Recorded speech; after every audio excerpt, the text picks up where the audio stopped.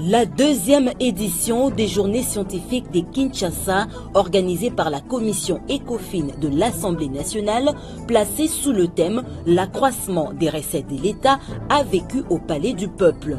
Le directeur général de la DGRAD, Étienne Ouchoudi Lutula, a été convié à parler des stratégies mises en place par sa régie financière pour l'atteinte des assignations budgétaires annuelles. Il a, par la même occasion, évoqué les contraintes qui limitent les performances de certaines administrations. En rapport justement avec cette deuxième édition des journées scientifiques de Kinshasa, le coordonnateur national de l'ASBEL Toile d'Araignée, Jérôme Sekana Penipapa, a relevé certaines faiblesses dans les secteurs des finances publiques en République démocratique du Congo. Vous allez l'écouter.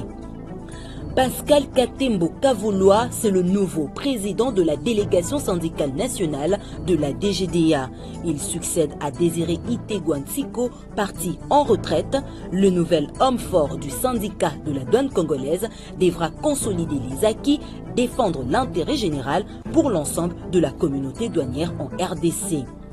Le développement de ces titres et tant d'autres dans ces numéros de votre magazine Fiscalité et Développement que vous présente Didi Mavambu, Nombolo Pépé, Frédéric.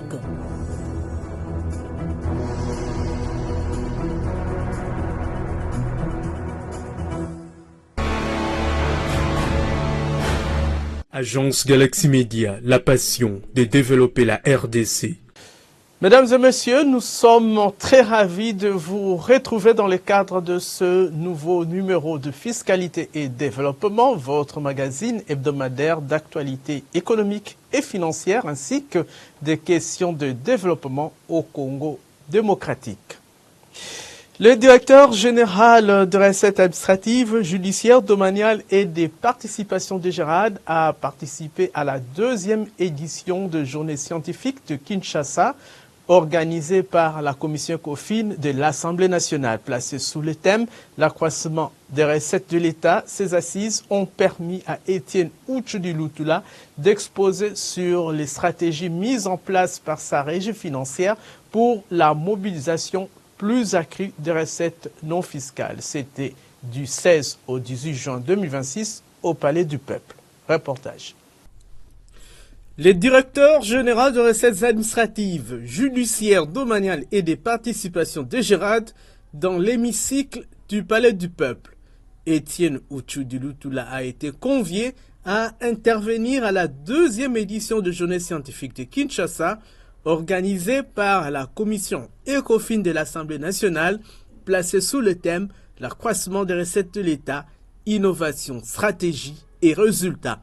Devant le président de la Chambre basse du Parlement, Aimé Boji Sangara, et de quelques membres du gouvernement central, le patron de la DGRAD a focalisé son intervention sur les rappels des missions de sa régie financière et des services d'assiette, l'évolution des recettes non fiscales des 5 dernières années, des contraintes qui limitent les performances de certaines administrations et des réformes susceptibles d'améliorer la mobilisation des recettes non fiscales.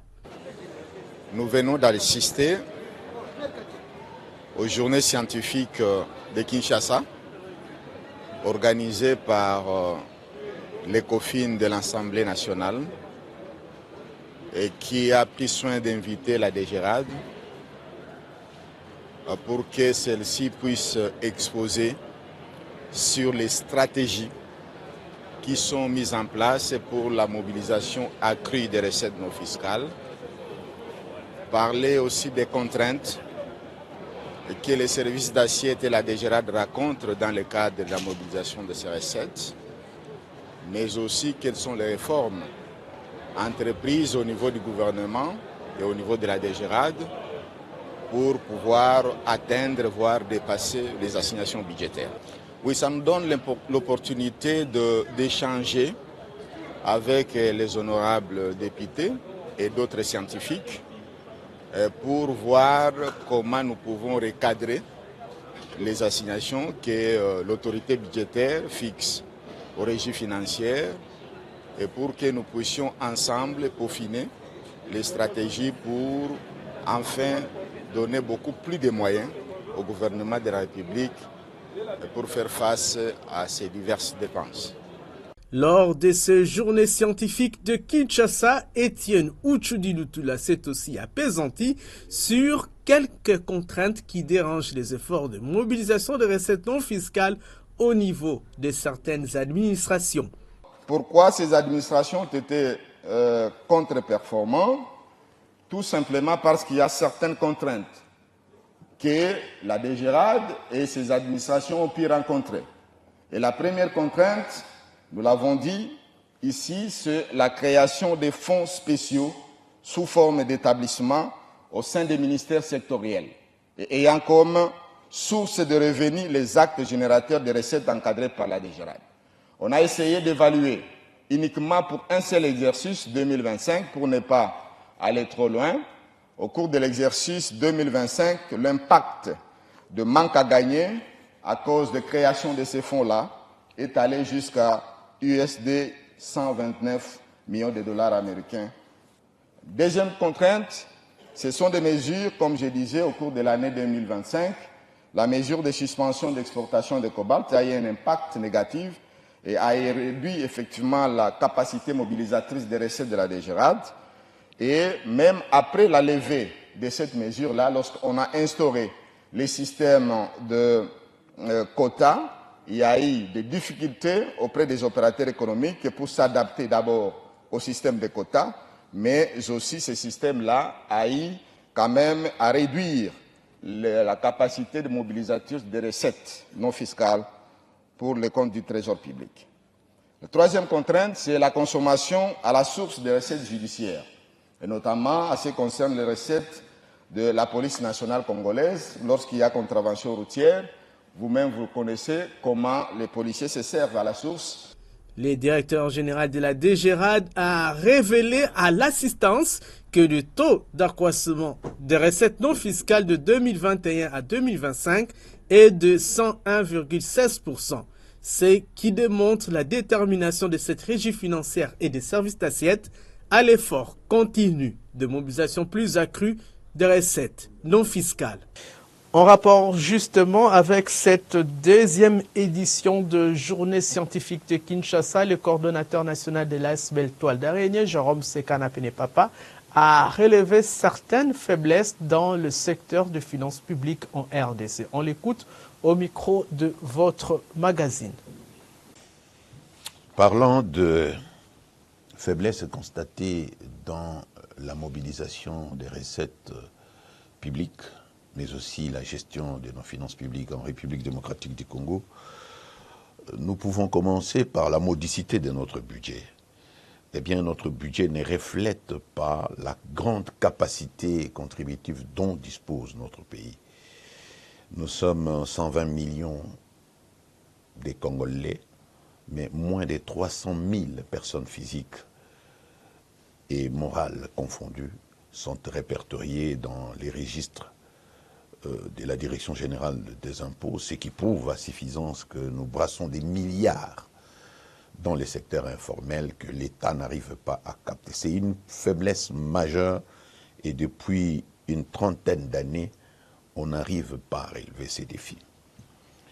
Une deuxième faiblesse, c'est la mauvaise répartition de nos richesses nationales. Ici, je ne parle pas des minéraux, je parle de pièces sonnantes et trébuchantes que notre pays mobilise à travers le budget national.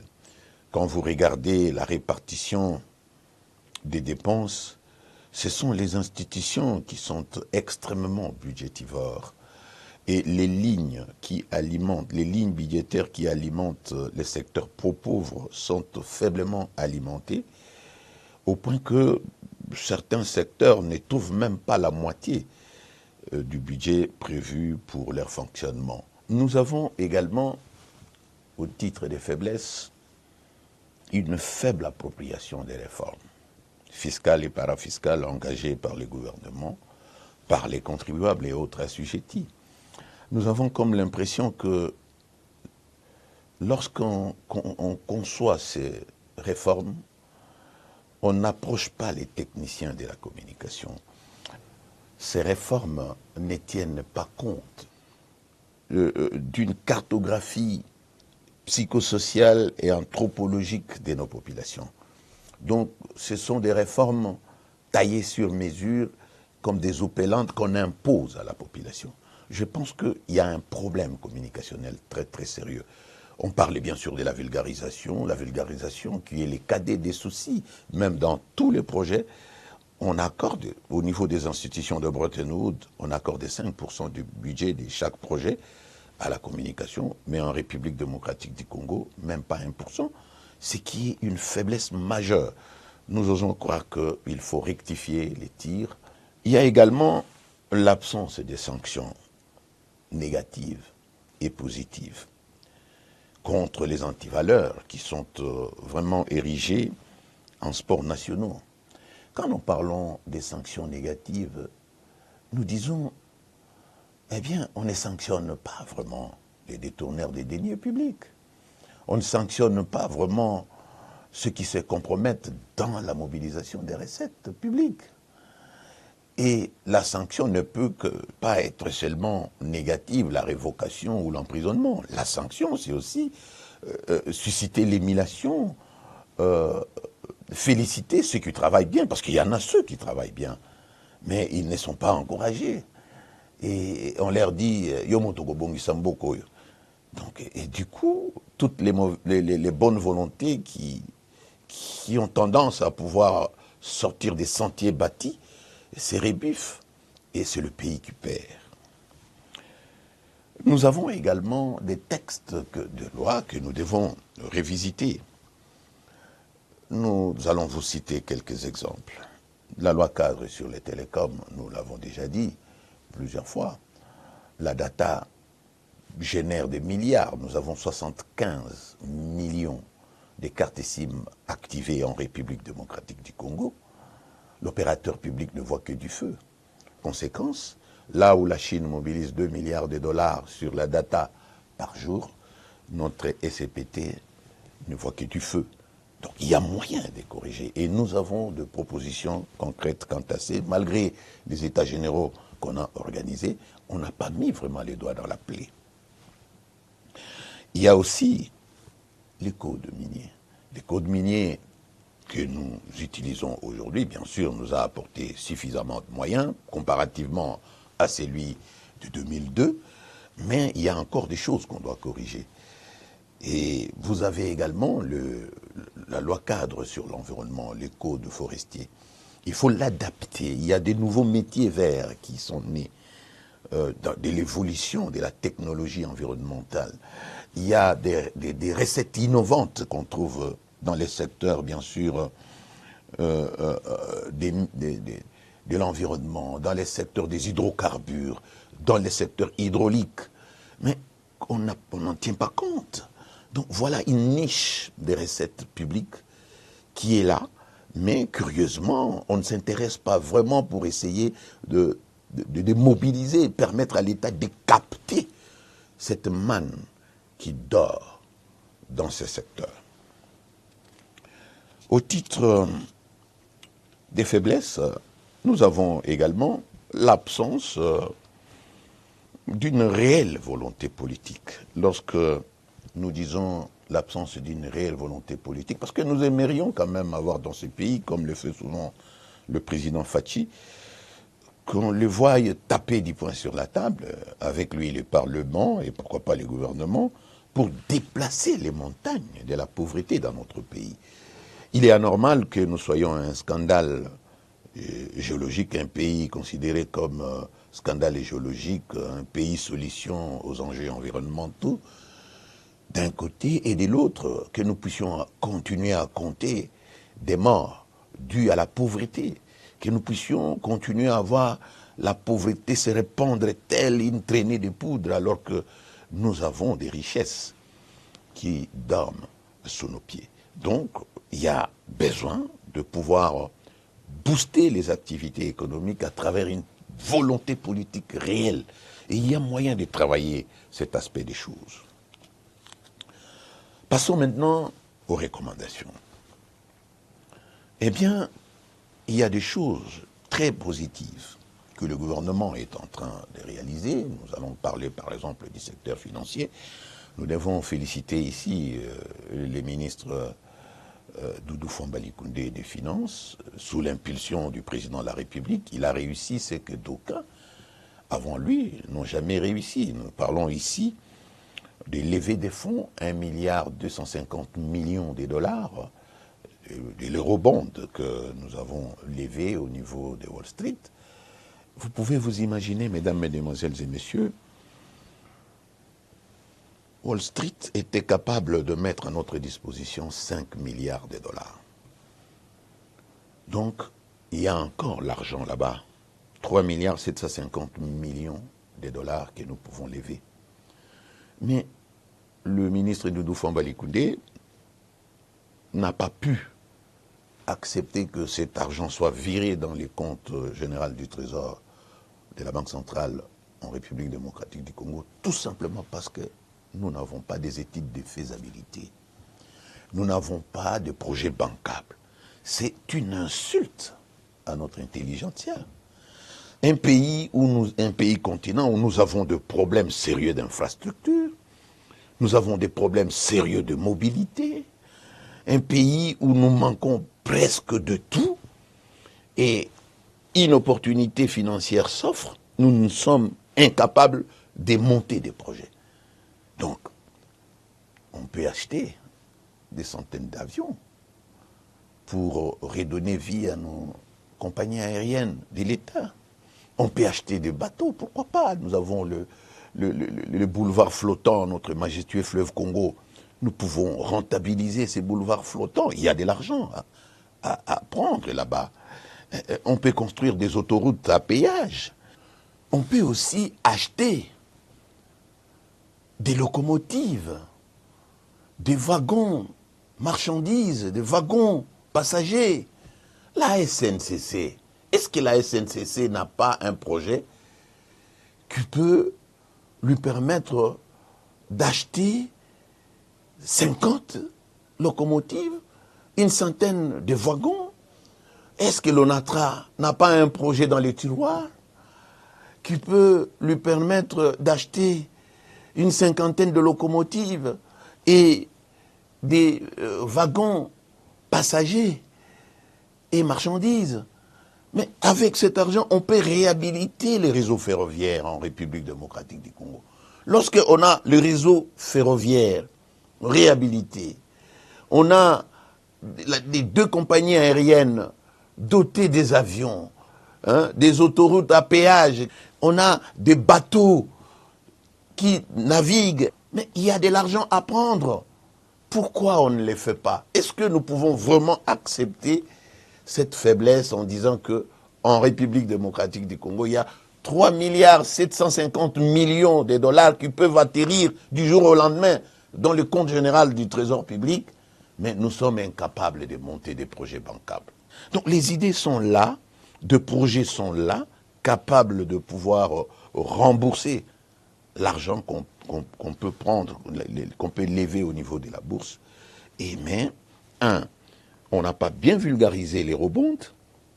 Je vois encore le gouvernement qui s'attelle à mettre sur pied une bourse de Kinshasa, ce qui est une bonne chose, mais on ne vulgarise pas assez. Des réformes comme ça, il faut pousser le peuple à s'approprier. Il faut bien expliquer. Un communiqué de la Direction générale des recettes administratives, judiciaires, domaniales et des participations DGRAD à l'attention du public en général et des banques commerciales ainsi que les institutions financières agréées. La Direction générale des recettes administratives, judiciaires, domaniales et des participations DGRAD en sigle informe le public en général, les banques commerciales et les institutions financières agréées en particulier de la perte à la suite du vol perpétré dans la journée du 15 avril 2026 des carnets de notes de perception série H2208-201-2208-250. À cet effet, la DGRAD vient faire opposition à travers ce communiqué à toutes les opérations et transactions financières qui s'effectueraient à partir du 15 avril 2026 sur tout titre, note de perception dans la série part du numéro H2208-206 à H2208-250 et déclare par la même occasion ses opérations et transactions financières ainsi que toutes les séries sus-énumérées frappées de nullité. Communiqué signé Étienne Ouchoudilutula, directeur général de la DGRAD. Parti en retraite il y a peu, Désiré Itegouantiko, président de la délégation syndicale nationale de la douane congolaise, a passé officiellement le flambeau à son successeur Pascal Katembo Kavoulois, qui devra désormais consolider les acquis et défendre l'intérêt général ensemble avec l'intersyndicale. La cérémonie s'est déroulée le mardi 16 juin 2026 au niveau de la direction générale de la DGDA. Témoin de cet événement, Prise Kasekana Lutete et Christian Keina Nseliema. Tiré à 4 épingles, costume noir, chemise blanche et cravate rouge, voici Pascal Katembo Kavoulois, nouveau président de la délégation syndicale nationale de la direction générale de douanes et axes DGDA. Il succède à Désiré Itegouantiko, parti en retraite il y a peu après avoir rendu des bons et loyaux services à la nation congolaise en tant que président syndical national de la DGDA, élu pour la première fois le 3 mai 2009 avant que s'en suivent plusieurs autres élections syndicales auxquelles la confiance de l'ensemble du personnel douanier lui avait été renouvelée. La cérémonie des remises et reprises a été présidée par le directeur de ressources humaines de la douane congolaise, Hugues Mukenge Mabi, représentant le directeur général Bernard Kabese Moussangu, empêché. 17 ans passés à la tête de la délégation syndicale nationale de la DGDA et près de 35 ans de carrière en tant que cadre et agent, Désiré Itegouantiko garde des bons souvenirs de ce long mandat exercé au sein de cette régie financière. Qu'est-ce que nous gardons de ce long mandat, de cette longue lutte au niveau de la DGDA? Nous gardons plein de choses. D'abord la chaleur familiale dont nous avons bénéficié de la part de l'ensemble des collègues, la solidarité qui a été manifestée, la compréhension qui a été témoignée, et tous ces éléments réunis ont fait que nous avons bâti au niveau de la DGDA un environnement de paix, un environnement qui a permis d'installer un dialogue social serein, sincère, avec le partenaire qui est le DG. Et ce dialogue social que nous avons bâti ensemble a permis de négocier plein de choses en faveur de cadres et agents, notamment l'amélioration des conditions de vie. Nous pouvons également noter la mobilité des agents, les transports des agents de Kinshasa et même ceux de province. Nous avons également bâti cette structure pour en faire une douane moderne, une douane où, comme le directeur général aime bien le dire, une douane qui mobilise tous ses agents, une douane où chacun et chacune est mobilisé et où il y a l'action et l'excellence. Et tout cela a fait que la douane réalise les résultats, les assignations que le gouvernement a fixées. Étant conscient de sa mission, celle de consolider les actions syndicales menées pendant 17 ans et de défendre l'intérêt général, ensemble avec l'intersyndicale, Pascal Katembo Kavoulois s'est dit honoré d'assurer cette nouvelle responsabilité. Je suis ravi parce que la date d'aujourd'hui, du 16 juin 2026, constitue pour nous et l'ensemble du bureau de la délégation syndicale nationale une étape importante pour le démarrage avec la nouvelle vision et surtout consolider les acquis de mon prédécesseur. C'est pour moi une charge, une responsabilité, mais aussi une fierté pour la défense des intérêts des travailleurs, l'intérêt aussi de l'employeur. Comme vous le savez, la mission principale de la DGDA en RDC, c'est mobiliser les fonds pour l'ensemble du pays afin que le gouvernement de la RDC trouve les moyens de sa politique pour aider les sociales de la population. Plébiscité par l'Union nationale des travailleurs du Congo UNTC, Pascal Katembo Kavoulois est prête à sensibiliser et jouer pleinement son rôle de trait d'union entre les personnels et la haute hiérarchie de la douane congolaise afin de permettre à la régie financière d'y remplir pleinement sa mission régalienne. Restons toujours à la douane congolaise où 6 ponts bascules mis en service le samedi 13 juin 2026 à Kasumbalesa dans la province douanière du Haut-Katanga par le gouverneur ad intérim Martin Kazembe Choula pour encourager la modernisation des infrastructures douanières et la lutte contre la fraude. Le directeur général de Douanes et Axis, Bernard Kabese Musango, a participé à cette cérémonie de réception de ces précieux outils. Lambert Youmara Mazan est notre correspondant dans l'espace Katanga pour les détails.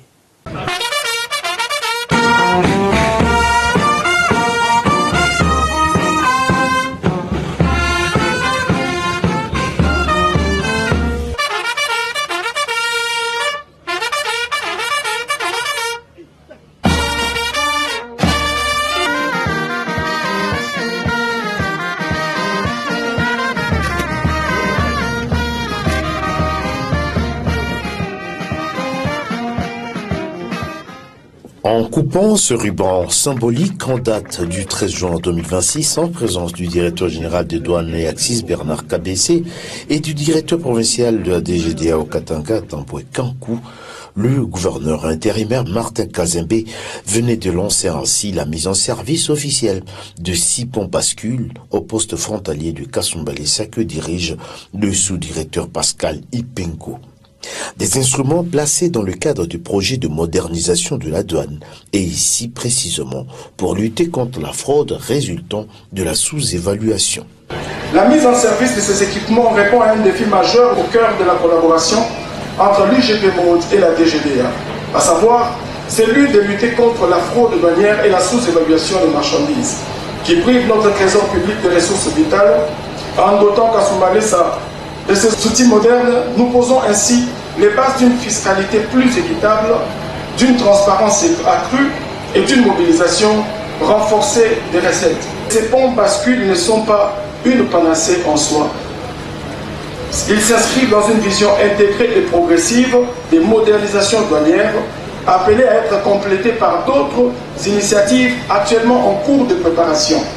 Je citerai notamment le déploiement des scanners mobiles, tout comme des scanners volumétriques permettant d'identifier de manière claire la nature des marchandises que nous importons et surtout les volumes de ces marchandises que nous importons, tout comme celles que nous exportons.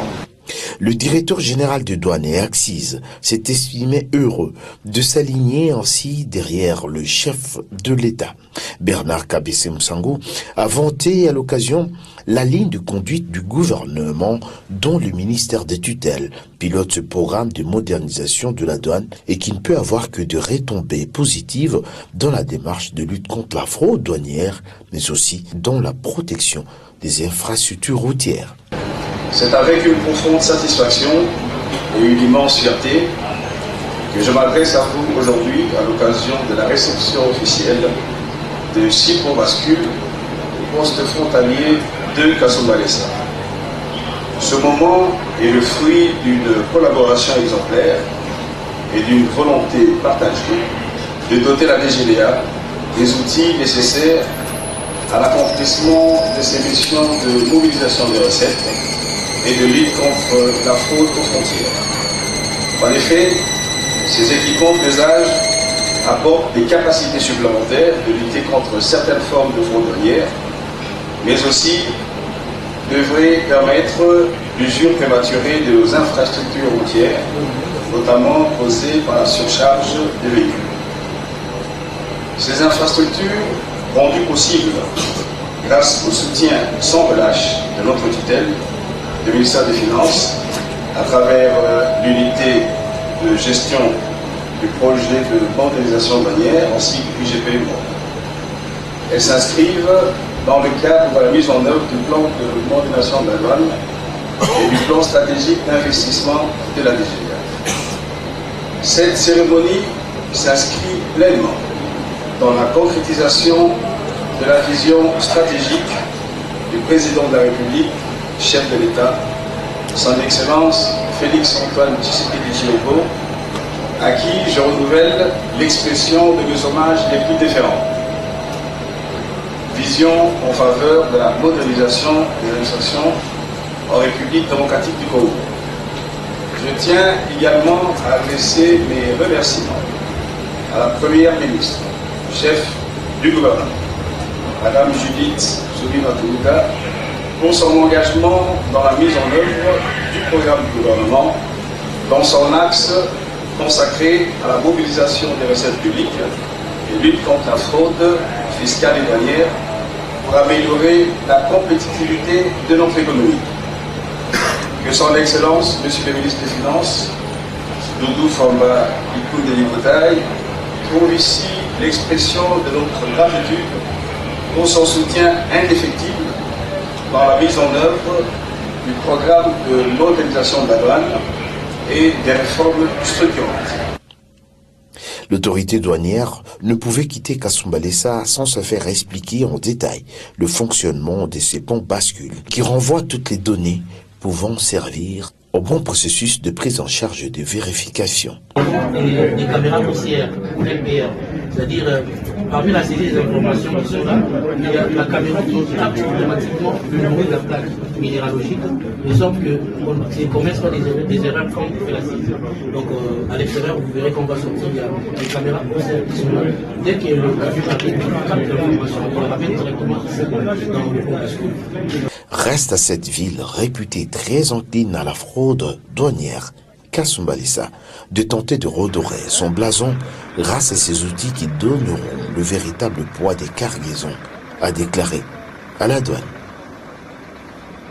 Placé sous les signes de la transformation économique et de la transition énergétique, la DRC Mining Week a vécu à Lubumbashi dans le Haut-Katanga du 17 au 19 juin 2026, intervenant à la pré-conférence de ces rendez-vous du secteur extractif. Le directeur général adjoint du Fonds de promotion de l'industrie, FPI, Blaise Mastaki Birindois, a rappelé à l'assistance que l'énergie constitue la première infrastructure de développement industriel. Plus de détails dans ce reportage réalisé par la cellule de communication du FPI.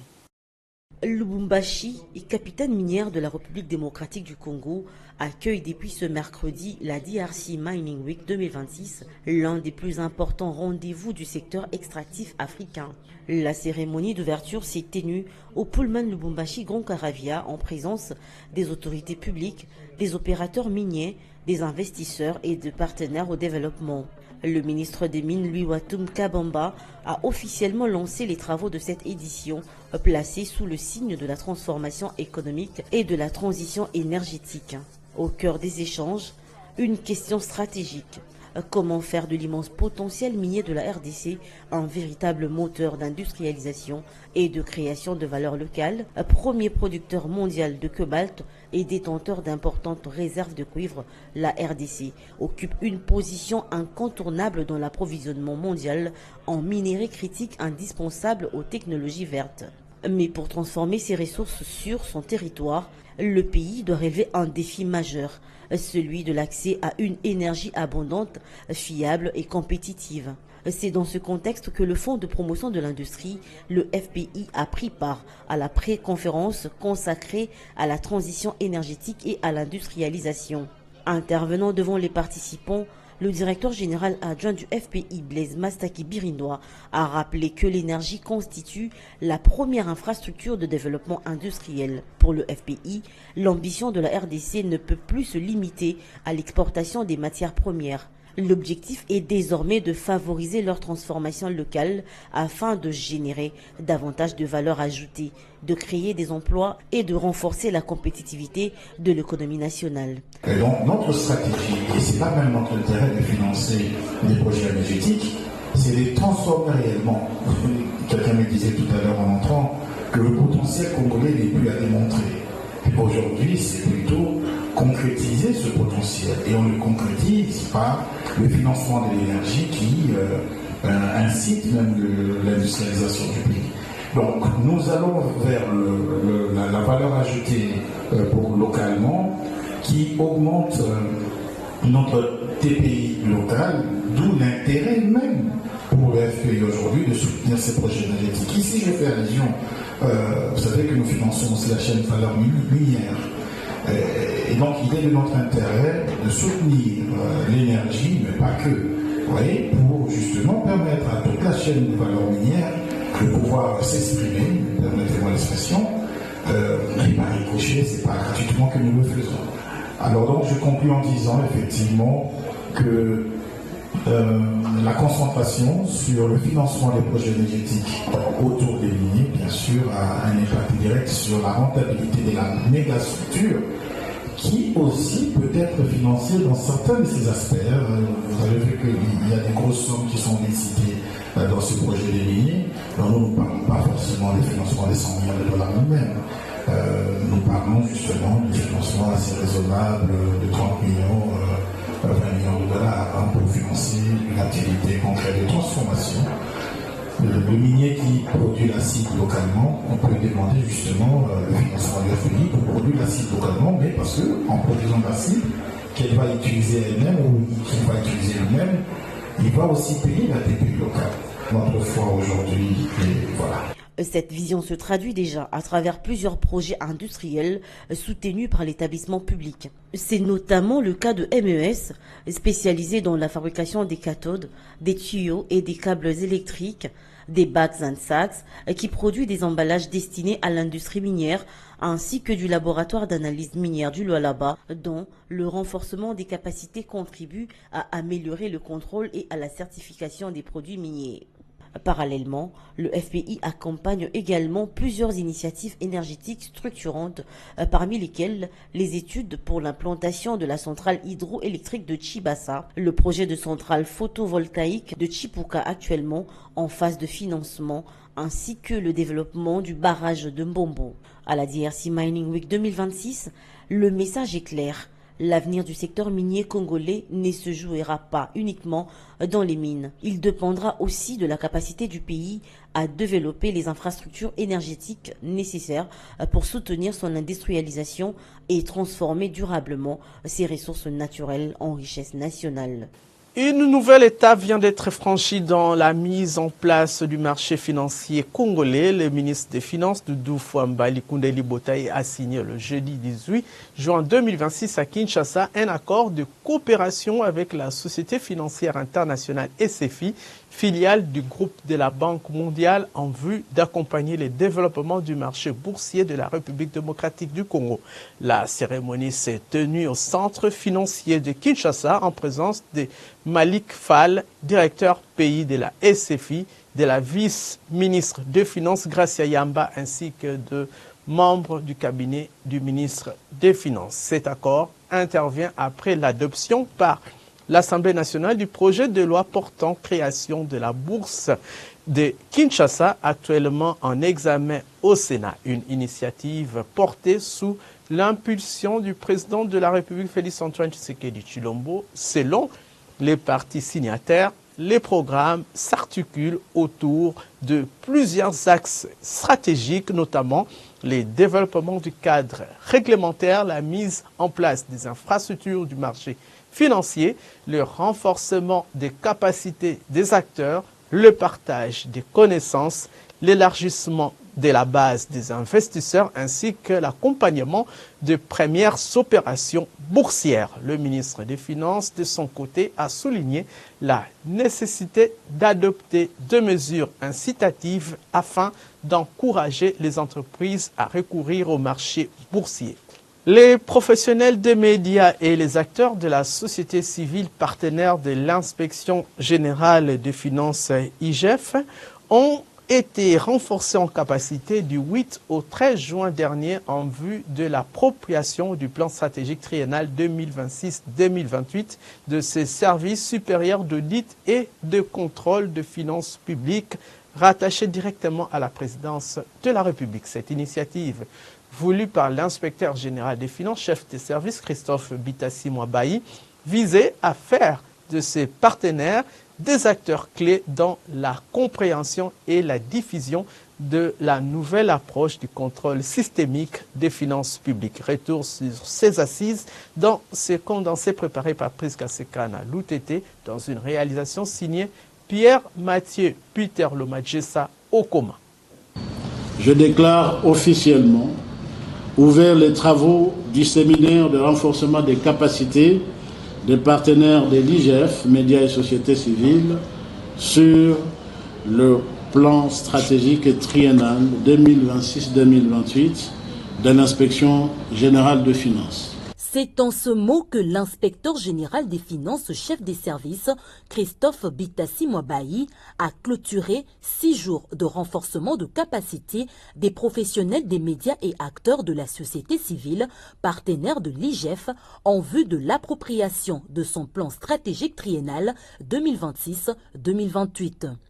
C'était du lundi 8 juin au samedi 13 juin 2026 au chapiteau du restaurant Royal Event 6 au numéro 19 de l'avenue du Cercle dans la commune de La Gombe. L'activité a été organisée avec l'appui technique et organisationnel de l'ASBEL Toile d'Araignée, dirigé par Jérôme Sekana Penepapa, qui a accompagné l'IGF dans la mise en œuvre logistique et pédagogique de ce programme de formation. Nous remercions très sincèrement la haute hiérarchie, en particulier le chef de service Christophe Bitassi-Mwabayi. Nous remercions les orateurs et modérateurs. Vous l'avez constaté, ils ont été d'une très haute facture. Le casting était celui qu'on attendait d'eux. Je vais demander aux journalistes qui se sont montrés très assidus, et nous osons croire qu'ils vont sortir de cette salle le background rempli et renforcé. Nous avons maintenant des journalistes augmentés. Merci beaucoup. Nous avons également dans cette salle les délégués de la société civile qui n'ont pas raté un seul exposé et qui nous ont dit en aparté qu'ils ont découvert beaucoup de choses sur l'IGF et ils commenceront à faire des plaidoyers pour soutenir cette institution de la République. Ce séminaire, qui a connu la participation de 25 éminents orateurs et experts, a couvert plusieurs thématiques essentielles, notamment l'historique et l'évolution de l'IGF de 1960 à ce jour, son organisation institutionnelle, ses relations avec les autres organes de contrôle, ainsi que les stratégies communicationnelles et les enjeux du numérique dans la gouvernance publique. L'intelligence artificielle apporte beaucoup en termes de complémentarité à l'humain. Et c'est un élément important pour l'analyse de toutes les données qui peuvent venir des multisources pour avoir une action de contrôle beaucoup plus ciblée. C'est la raison pour laquelle l'IGF entend remplacer au maximum les patrouilles financières physiques par un travail de laboratoire plus approfondi sur les données et avec des outils numériques. J'interpelle toute la population congolaise, nous tous, nous Congolais, parce que le problème, le phénomène de la corruption, ce n'est pas que les autorités. La corruption est partout. Nous vivons avec la corruption partout. L'interpellation, c'est qui ne dîne pas avec la corruption. Il est important que chacun de nous se regarde devant le miroir pour qu'il mette en avant l'intégrité. Parce que c'est l'intégrité qui fera que nous tous, nous puissions promouvoir le respect du bien public. Dans le débat, j'ai constaté que beaucoup de participants considèrent que le pouvoir exécutif agit un peu comme quelqu'un qui siphonne l'essentiel des ressources de l'État. J'ai encouragé les participants à promouvoir le travail de l'Inspection générale des finances, puisque c'est ce travail qui permettra à l'État de disposer de suffisamment de moyens pour donner à toutes les institutions qui ne sont pas très compétitives maintenant les moyens de s'occuper des besoins réels de nos populations. Et j'ai dit clairement que comme tout individu, les institutions ont besoin de contrôle. C'est comme ça que nous partons en contrôle médical. Donc le contrôle est la condition de performance, la condition de légitimité des institutions et la condition de l'adaptation des politiques publiques conduites par le gouvernement aux réalités qui, elles, sont mouvantes. Oui, l'IGF fait un travail merveilleux, il faut l'encourager, il faut lui donner de ressources et lui ouvrir l'accès à tous les services de l'État. Pour leur assiduité et la qualité de leur contribution lors de travaux, des brevets des participations ont été remis aux séminaristes par la haute direction de l'IGF. Dans son mot de clôture, l'inspecteur général des finances, chef des services, Christophe Bitassi-Mouabaï, s'est dit satisfait que les objectifs assignés à ces séminaires ont été atteints. À cet effet, il a rappelé que la réussite du plan stratégique triennal 2026-2028 dépendra également de l'implication des partenaires médias et de la société civile dans la promotion de la transparence, de l'intégrité et de la bonne gouvernance. En effet, les sacrifices consentis par l'IGF pour organiser ces séminaires ne peuvent pas et ne doivent pas rester improductifs. L'IGF veut vous voir agir et réagir en sa faveur, défendre et promouvoir les intérêts du peuple congolais pour tout ce qui concerne la gouvernance et le contrôle supérieur des finances publiques, notre cheval de bataille, en vous abstenant de chercher les sensationnels, les scandales, les noms des gens à déstabiliser moralement, psychologiquement, intellectuellement, matériellement et économiquement. Car les différents exposés, enseignements que vous avez suivis sont une semence positive dans vos cœurs et vos esprits. Vous avez intérêt à vous en approprier, non pas pour quelques jours, mais pour 2 mois et des années, mais plutôt pour toute la vie, dans le respect de votre déontologie et des règles éthiques, et personne ne doit ni ne pourra vous l'arracher, dois-je vous assurer. À travers ce séminaire, nous avons également renforcé le dialogue entre l'IGF, les médias et les organisations de la société civile, 3 acteurs essentiels dans la promotion de la bonne gouvernance, de la transparence, du contrôle citoyen et de la... Le personnel de l'IGF et moi-même sommes convaincus que les connaissances partagées au cours de ce séminaire permettront à coup sûr à nos partenaires de mieux comprendre l'importance du contrôle des finances publiques et de relayer auprès des populations une information juste, équilibrée et constructive. Cette collaboration renforcée contribuera à développer une culture de vigilance citoyenne et de gestion transparente des ressources publiques. L'inspection générale des finances compte également sur le travail de ses partenaires des médias et de la société civile pour apporter la bonne nouvelle de l'IGF et sensibiliser notre population contre la corruption et toutes les antivaleurs assimilées. Pour joindre l'utile à l'agréable, cette cérémonie s'est clôturée autour d'un repas et une photo des familles prises avec les patrons des médias et les acteurs de la société civile pour sceller ces partenariats IGF Médias et société civile.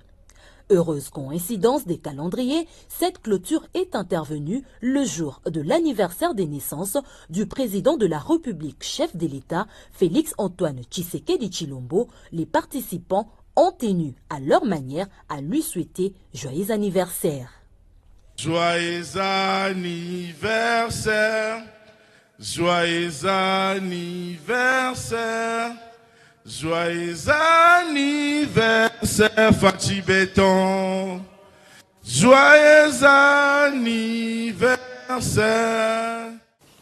Après plus d'un mois de déclaration de la maladie à virus Ebola de souche Bundibugyo dans l'est de la RDC, on note 933 cas confirmés depuis le début de l'épidémie, 245 décès, ce qui fait 26% de taux de létalité, 416 personnes hospitalisées dans les centres de traitement et 80 personnes totalement guéries et sorties des centres de traitement.